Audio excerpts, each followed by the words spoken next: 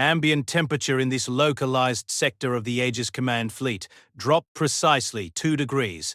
For my highly sensitive Xandari physiology, even that minor environmental fluctuation registered as a severe biological threat. Lights in this restricted command corridor were kept intentionally dim to suit the commander's visual preferences.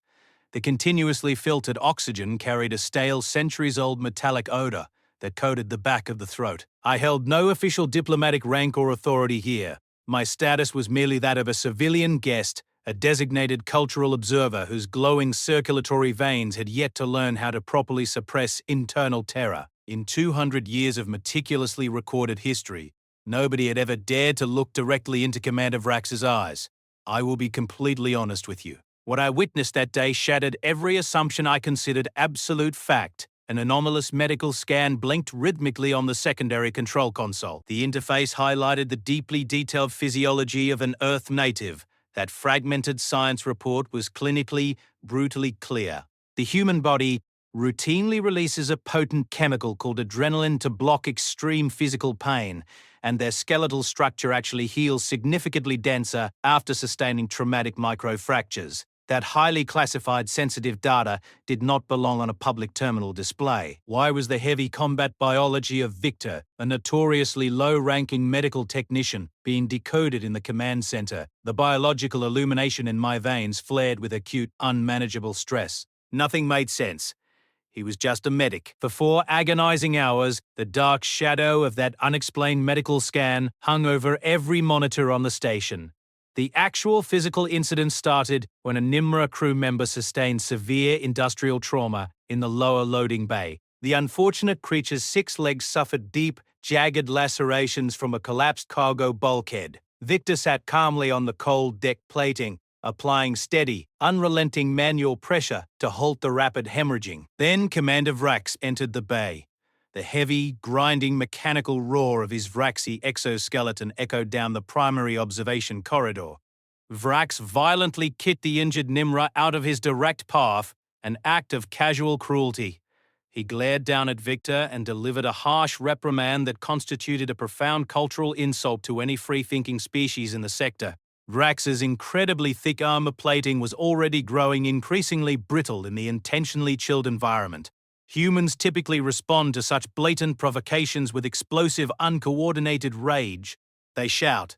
They throw things. Victor did not shout. He went entirely silent. A deep, absolute stillness that is infinitely more terrifying than any approaching atmospheric storm. I was disturbed. A nearby Krell technician began evaporating from sheer ambient terror, his unstable liquid form shedding terrified fluid droplets into the sterile air. If humans were indeed pursuit predators, as that early fragmented data secretly indicated, then this absolute silence was merely their biological preparation for the hunt. Victor spoke 0 unnecessary words for the next 3 standard rotations. He just kept working. During those subsequent shifts, I noted that the security passcodes for the main cooling chamber, Vrax, used to maintain his exoskeleton had been systematically altered. I ignored this alarming tactical detail entirely because I was busy contemplating the logistics of my upcoming vacation itinerary. Amidst the heavy, oppressive thud of Vrax's returning footsteps, I also noticed a ceramic coffee cup sitting on a distant navigation console. It was still warm. I intended to activate the station's security protocols, but that restricted medical reveal kept looping relentlessly in my mind. The scan, the unnaturally dense bones, the glacial silence. Everything pointed toward a catastrophic conclusion that I was utterly powerless to prevent. On the 4th day, the most critical tactical meeting of the quarter was underway on the command deck. The manual lock override indicator suddenly illuminated with a harsh crimson glare. Victor walked in. He possessed restricted higher-tier fleet command codes. Nobody understood how a simple medical officer acquired sector-level access, but that incomplete combat scan from earlier now made horrifying absolute sense because he was not merely a medic, but a member of a highly aggressive species that tracks its prey across vast distances without fatigue until they inevitably collapse. The internal temperature of the command deck plummeted rapidly. Victor had utilized a complex manual override to force a massive atmospheric shift in the primary life support systems. Vrax stood up from his central dais, his massive exoskeleton vibrating with absolute, unchecked fury. Victor stepped directly into his immediate physical space. Do not mistake patience for weakness, Victor said quietly. Vrax raised his heavily weaponized, armored gauntlet to violently shove the insubordinate human away. Time stopped. Victor calmly reached out and caught that descending armored gauntlet with his bare hands.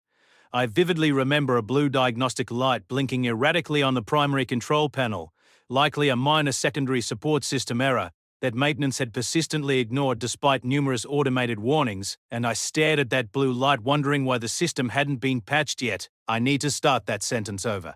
I stared at the light until the sound happened.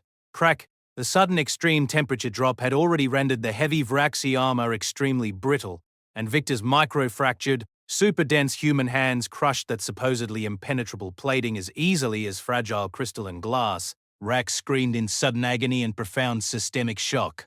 When he looked directly into Victor's eyes, finding only cold, dead silence waiting for him, the incredibly powerful commander instinctively stepped back in raw terror. The elite Vraxi guards stationed around the perimeter silently lowered their heavy weapons without receiving a single verbal order. They understood exactly who held the real power in the room. I drafted my resignation and my official obituary simultaneously on the internal network. Victor casually dropped the shattered fragments of military-grade armor onto the polished deck. His face remained completely expressionless, devoid of any recognizable triumph or anger. He cast one final, sweeping glance around the paralyzed room and simply walked out. 6 months have passed since that localized breach of protocol. Vrax was immediately stripped of his commanding rank by the High Council, and the newly appointed commander treats humanity with extreme, calculated caution. Station life has ostensibly returned to a standard logistical routine, but fundamental hierarchical truths were permanently altered here. I still visit that command deck for official observations. My Xandari veins never fully normalized. Even today, whenever a human gets unexpectedly quiet, my glowing circulatory veins tremble uncontrollably. Ever since that horrific afternoon, the filtered air in this specific sector of the station tastes distinctly metallic, a potent mixture of fresh blood and electrical ozone, a cold memory that refuses to fade.